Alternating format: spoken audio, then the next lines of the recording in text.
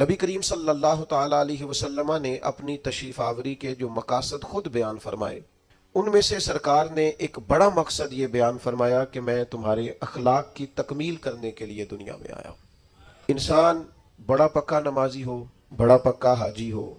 اس کا دعویٰ بھی یہ ہو کہ میں بہت کامیاب دیندار آدمی ہوں، لیکن اس کا رویہ، اس کا لین دین کرنا، اس کا لوگوں سے معاملات کرنا،